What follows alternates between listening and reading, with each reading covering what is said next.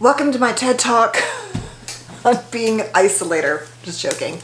Welcome to my channel, and I'm really struggling right now in terms of how I want to show up here. And not in a bad way, like I really do, but as I've been saying for a long time, I'm loading up my computer, I have been making content on the same topics for a very, very long time, it feels like. And yet I know and I believe with all my heart these topics are super, super important. And yet I feel like I'm still, I don't know if I just even want to say the word masking, but I feel like I am, in that I really want to get down to sharing my truth here. And I've thought about it. You know, I was a very private person in my early life, literally didn't post. If you look at what I've posted historically prior to the last 3 years, I don't really have family stuff. I didn't post on Instagram. I always hated Instagram only because it made me feel bad about myself. Like when that kind of took off, Facebook and then Instagram, it was after my divorce, and I felt like everyone's lives looked perfect and I was scared in private. And now I've kind of swung to the flip side, which is I have so much I want to share, and yet it's also scary. I don't want to make it about me, and yet at the same time, I feel like I really do believe this now. My crushing trauma and story of my life. Yes, people have it so much worse, and right now what's happening in the world, it feels indulgent to even talk about our traumas, but the truth is that I've really been through a lot. And not saying more than other people, but I would say generally speaking, even my therapist has said, yeah, you know, and she's a little older than I am, you had more trauma than most people. I really do feel like it is, in some regard, like the purpose of it is for me to share, right? For me to say, you're not alone, and I'm going to share what happened to me, and here's how I've gotten through it, here's how I'm still getting through it, or here's how I got over it. And it makes me emotional because I have this push-pull where I don't want to be you know, I want to be professional, and yet I'm so tired of just delivering information. There's a million great resources here for you to do that with. I think modeling vulnerability and courage and strength and survival is probably my greatest strength. And so that's what I'm going to do. So I only have 30 minutes, so I'm going to try to make this, you know, this is not going to be a 5-minute video, but hopefully not more than 25 minutes. I have a patient at 1 o'clock. But I want to share a couple things. I'm going to make a second video to talk about the second issue, which is my dysregulation with friendships when it models and mirrors my parents. So that happened to me yesterday, so I'm going to make another video about that. But what I really wanted to talk about was something I felt this morning, which was how much I long to be alone. And how it's because I feel so dysregulated. And I absolutely believe that it is from my brain, whether we're going to call it complex trauma neurodivergence, autism neurodivergence. I think there's such a significant intersection between complex trauma and the spectrum for me that it's hard to know. But like what the origin, I guess I would say, is. But this idea of being alone and really longing for it. This morning, my daughter she has autoimmune disease, and so she gets tired a lot. And so sometimes she wakes up, and if I don't let her sleep in a little bit, it's either like sleep in and go to school, or have her go and then come back earlier or not feel well. She's missed like a lot of school. Every single year, she's missed over 30 days of school because of chronic illness. And so she needed to sleep in. She had already done that on Monday, and I was feeling all this pressure and dysregulation that I'd felt, which I'm going to talk about, like I said, yesterday. And I was like, I just want you to leave. I just want you to go to school so I can be alone. Because I have, you know, animals, and now I just have her. I mean, I don't know how I honestly got through 4 kids. Now that I understand my brain so much, it makes a lot of sense about not just them, but me and us sharing genetics, about how stressful that was, right? For an only child with these kind of issues, to have 4 children and to raise them mostly alone in relatively small, you know, more crowded environments once I got divorced. But the point is that I felt it. And so I started researching today, why do autistic people like to be alone so much? And now this is not true for all autistic people at all. So there's a wide range of those who, who isolate or not. And I'm talking about not isolating, feeling lonely, though I'm not saying I don't ever feel that way. I actually, I am talking about choosing and wanting to be alone most of the time. Not all the time, but even when I make plans, I will dread them. I had lunch with a friend I love so much, or brunch on Sunday, and I hadn't seen her for months. And she's my friend that lives in France. And if most of you know how much I want to live in France part of the year, and I just love her. But I always dread it. It's just the idea of being social. I have French class tonight. I dread it. I'm also behind because I'm struggling with the homework.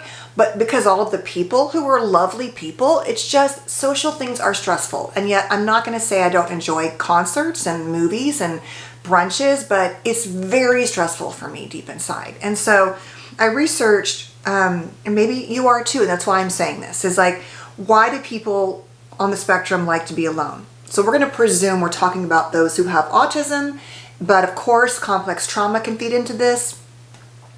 The thing that I really struggle with is that the complex trauma that I have had has been relational trauma because of my eggshell parents, and then what happened in my adult life with them and my marriage. And so it's not like I had a lot of trauma, like people talk about having autism and then having trauma. I do remember lots of things where I felt misunderstood or misperceived, but the bulk of my complex trauma has come from my parents, and then from my adult life. So it's hard to know, do I want to be alone because my nervous system is jacked up all the time? But I've always been this way. I was an only child. Also, is it that I played alone in my room? I listened to music in my room all through my life. I was a latchkey kid. Up until I got married and had all these kids, I was alone a lot. And I'm really feeling, I don't know if it's burnout, but longing more and more. And so I know this is a long intro, and those of you that hate long intros, I'm sorry, but I want to preload this. I'll put down below where to start for the signs. So I Googled it, and I went through some articles, and I found one I really liked, and it is based on a research project or paper by a PhD student at the University of the West of England. And this is a summary about alone time for autistic people. And she says this, and also she's autistic, and she says alone time for autistic people isn't really talked about in academia, but I know it's vital for my well-being, and a lot of my autistic friends feel the same way. So I want to explore what alone time means for autistic people. And so she did I think she's a survey she sent out. I think there were 146 responses, but here's what she says. So for the research, she defined alone time as, number one, you are by yourself and you won't be interrupted by other people. Number two, you are in a space that you feel comfortable in. And number three, you are able to choose what you do in this time and space. So she goes through all the different dynamics of that, and she came up with, I think it's 4 different sort of categories or issues related to the dynamics of alone time when you are on the spectrum. The first one is that there's a place around alone time as it relates to reacting to social and sensory overwhelm. So she says, my participants were often overwhelmed by social input, sensory input, and needing to mask. So social input, what is that defined as? So this is what was happening, right? We're trying to escape and have a break from sensory and social overwhelm. So alone time provides that. Social input could be verbal or non-verbal communication. Social input wasn't always a problem, but difficult, intense, or long periods of being in a social space was often physically and emotionally distressing. Sensory input. This included distracting sounds, bright lights, and uncomfortable temperatures. Some sensory input was distracting or even painful. In social spaces, it is harder to control sensory input. For me, this is a huge part of it. The lights, the overhead lights, the noises, someone's chewing gum, someone's talking over the teacher. It's so annoying, and I feel bad about that, but that's what's happening. Masking. Masking meant behaving in ways that made non-autistic people feel more comfortable. It included, number one, performing being engaged and switched on. So like I'm acting like I'm engaged. Number two, performing different social roles or personas. Hi, I'm a psychologist. I'm so glad to meet you. And I'm like, I want to be more like this, right? Making small talk. Have always hated that one. And stopping themselves from stimming, whether it's, twirling your hair, could be hand flapping, of course, but playing with a pen, rocking back and forth, the blanket thing I've talked about. Obviously, I wouldn't take a blanket to French class, but you have to contain all of that, right? So juggling, what she says, juggling social input, sensory input, and masking often made my participants feel exhausted and overwhelmed, even if it was with people they loved. So true. At first, they might feel distracted, but then they might feel irritable or frustrated. Eventually, overwhelm might feel like internal pressure about to explode or a traffic jam of processing. Overwhelm might cause a meltdown or shutdown, and that's what I was going to refer to happened to me yesterday when I was talking to my best friend on the phone, and I'm going to come back to that, like all of the things that happen in social conversations, even if you're not in person, and how that history you have and the sensory dynamics can contribute to overwhelm. So she says, overwhelm might also cause discomfort, pain, confusion, difficulties with speech, not being able to focus, and not being able to do everyday tasks. Number two, retreating from social and sensory distractions. So going back to what does alone time do? It helps us retreat from social and sensory distraction. She says it was very important to have safe spaces to retreat to, away from social input and negative sensory input. Safe spaces help in recovery from overwhelm. Locking the door and turning off the phone was a big relief. A safe space could be a quiet room or a quiet outdoor space, and it means different things to different people. So for safe indoor spaces, it could be a clear, like clutter-free or minimal clutter, minimalist space. It could be a space where the temperature, light, sound, and smells were all under your control. It could be cozy spaces, maybe under a tent or under a desk even, or like a closet even, a cozy environment. And interesting spaces, so something is like engaging, or spaces set up for preferred activities, like maybe a gaming area or something like that.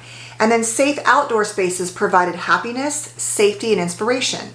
Natural spaces away from other people are often places to feel less inhibited, places with sensory input that feels good, like for me, if I'm at the beach and I can hear the waves crashing, not so much if all the kids are screaming, but the waves crashing, and spaces to think clearly. And then the next category is regulating, recovering, and recharging.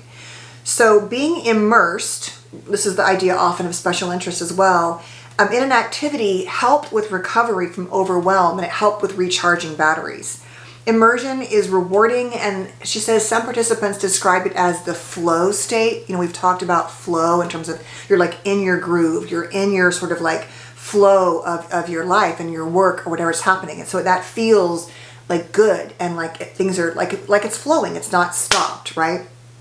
And so these immersive activities that could create this, they could be making music, hiking, researching, gardening, bike maintenance, diving, crafting, gaming, I would say painting, anything like that.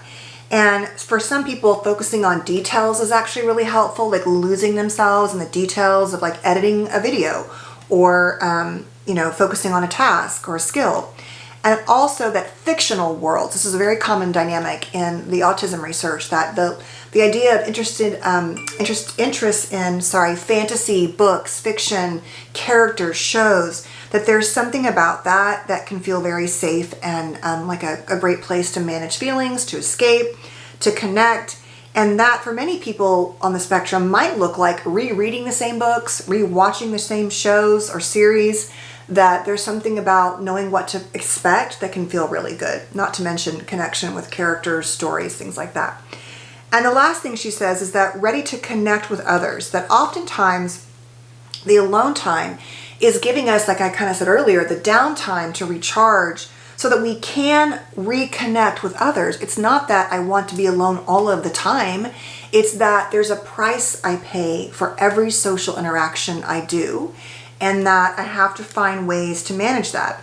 And even referring to, a few years ago when we had these situations where we were isolated, for some people like me, it was the greatest thing ever. I didn't want to say that then. Of course, there was risk. With my daughter's chronic illness and mine, it was very scary in the beginning. But part of it was, I don't have to go to my office. I can work from home. I can wear my sweatpants and a top. I don't have to drive 30 minutes every day. That wears on a person. And yet for other people who were working from home, for example, not everybody was home with them. And so that's stressful, like I was saying.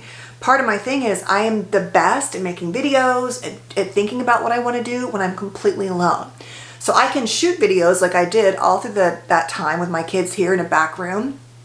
But when I'm fully being myself, if you see me get teary, it's probably because I'm by myself. I'm connecting to who I really am. And so I don't know what you want to call that, whatever it is, neurodivergence, CPTSD, which is basically neurodivergence as well. All of these accommodations and ways to get through our lives are most often in response to things we cannot control. And I have felt God, am I a hermit? What's wrong with me? I feel this sort of shame. And yet there's another part of me that has struggled with friendships and longs for connection and community. I was watching that series on Live to be 100, the Blue Zones. That's on Netflix. The research, the places around the world where they look at what are the factors that help people live really long, healthy lives as they age. And most of them are less industrialized, unfortunately, in terms of the ones that they showed. But when they compared, I think it's 5 different places around the world, all of them had some aspect of community. And I think this is where people like me and you, for whatever reasons, and because the world we live in now, we're all so far apart from each other.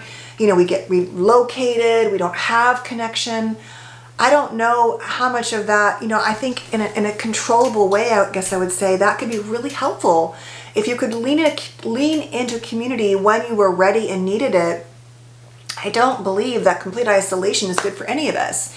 Especially as my, youngest of 4 is gone more and more, I'm really starting to feel like my best friend says, well, you've actually never really been fully alone, right? Because you've always had so many kids. And, when your kids leave the nest, you still, ideally talk to them and worry about them and all that. But the day-to-day is less intense, the homework, getting in the car, dishes, groceries, all that stuff. So I want to hold that. I do think there's a place where I can feel absolutely lonely. But I know that the idea of ever having someone live in my house again, besides my kids, it's no, I don't really want that. I really have come into a place where I enjoy being alone, but I don't want it to only be that way. And yet I think we're told that all isolation is bad. And I just want to let you know that not all isolation is bad. It's only bad if you long for more connection or you're suffering in some way. And so I think we have to honor that we all have a different size window of tolerance around our desire and longing to be alone. Maybe for you, it's I don't like to be alone much. It's like this. And for me, it's like this. And someone else, it's like this, right? I don't know. But I do want to say, if you relate to being neurodivergent in some way, that this might be, something for you to take power back and say, I'm not a hermit. I'm not pushing people away. I'm not avoidant. I just need to have, this is how my brain works. And this is how I get the best out of myself. This is how I find peace. And then if there are parts of your life where you're like, well, I like it peace, 80%, but I would like to have more connection. That's also really hard to do, right? It's hard to make friends as life goes on. I really do believe that. Past college age, especially your early teens and 20s. And so it's not so easy to say, just go work on that. But I do think that would want to be one of your goals. It is one of my goals to expand my sense of community and home base, especially being really not having parents and siblings and things like that, and my kids all over the map, right? I want to stay close to them, but that it can't just be them. That's too much pressure for them, obviously. So anyway, I wanted to share that. I think I'll link the article that I found. It was actually on several websites down below. And like I said at the beginning, it's hard to know how much of that is as a result of my nervous system and eggshell parents, how much of it is being raised alone, how much of it is my brain. I don't know, and on some level I don't care, except to say that I know that not everyone, I have other friends who really hate being alone, ever, And for me, it's even a text message can feel invasive. Like, I don't want to respond back right now, or you want me to be here right now. Like I said, it's a lot for us. And so I just want to let you know that if you resonate with this, that, you're not alone and there's nothing wrong with you. This may just be, for whatever reason, how your brain works. But maybe you start to focus on valuing that and just advocating more and more that this is when I need it, not saying yes to things when actually you need to go recharge, not shaming yourself for doing these things, but actually and actively encouraging yourself to be, who you are. So, because who you are is worthy and lovable and loved, but you can't really give that to yourself and feeling the sense of loved if you keep denying yourself this experience or making yourself feel bad for it, So, thanks for being here. Please stay safe, and I'll see you tomorrow. Bye.